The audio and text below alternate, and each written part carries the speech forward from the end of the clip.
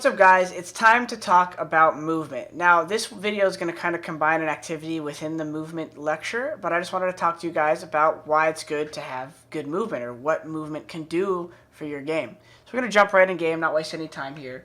And I just want to talk about why it is important to have good movement or how good movement can help. Yeah, you don't need to be Foon. For some of those who know, you could look that name up, a legendary bee-hopper who could bee-hop through the maps like a madman. Now, practicing bee-hopping is good, and it's something that it's kind of hard to directly teach, so I'm not going to go too much into it. This is just basically you're holding strafe. I'm not holding W at all.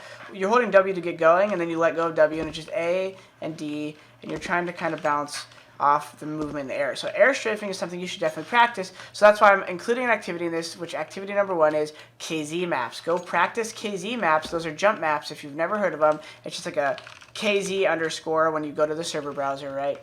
And practice your jump maps. That will help you practice things like air strafing, which is like this. Now, some KZ maps and experts can make you get better at jumps like this one, which I can hit most of the time. Come here and do this, right? So that's really awesome. But the most practical situations where jumps come in handy are doing things like this, where maybe you know an operator is white box and you want to throw a flash to blind him and get away. Well, if you're not good at jumping and you kind of feel stuck, you might just do something like this and jump away. Whereas if you have good movement, you could flash him. You know he's only get blind for a second, and you could do a nice strafe jump away, all right? That's maybe one scenario. Another scenario would be you're coming out bottom mid, you throw and there's just smoke like this, and there's a sniper holding this. Sometimes if you do a strafe jump right, you can actually get a little extra bounce and avoid the peak faster. So maybe what I would do is I would flash out here to blind someone white box, come out in the smoke, and then jump like that to avoid the quick shot here, because I'm going to have a little bit of spring in my step, and I'll be midair. So worst case, if we're facing Fallen over here, he's just going to leg shot me, and he's not going to get the kill, all right? So that's where movement kind of comes in handy. How do you practice it? Like I said, surf maps, KZ maps rather, surf maps, these are things that are going to help your hands just work together and realize how the physics of the game work. And that's the most important. Just feeling how air strafing works, which is a concept of turning in the air, right? This is without holding W. I'm letting go of W. I'm holding A, and I'm just moving my mouse right there, or moving my mouse left. And like I said, there's a number of scenarios I'm sure you guys can imagine where this stuff comes in handy. All right?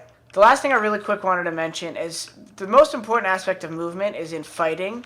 So I've already mentioned some ways you could practice movement with fighting in like the recoil section and the drill you could do for practicing burst. But one thing I want you to practice, go in a death match and actually don't shoot anybody, but practice just aiming at them and your movement around the fights. This is one of the most important aspects of movement is in your duels. So if you see a guy at this distance and he's not looking at you, shoot a bullet at him and then just track him and pretend you're shooting. Like stop like you would, like burst, burst, burst, tap, spray, burst. But try to focus on maybe not ducking as much and just standing up and stopping and staying alive. I don't just mean go left, right. I mean like pretend you're shooting at him, like burst, burst, burst, burst, burst. You're not worried about your score, obviously. You're not worried about dying. You're just focused on your movement and focusing on staying alive. This way, this is how you have to practice things in CSGO. This way, you're focused on your movement. A lot of people, whenever they play, they're scared to do bad. And you guys got to remember, when you're working on your movement, your recoil control, your decision making, sometimes you have to focus on one aspect of it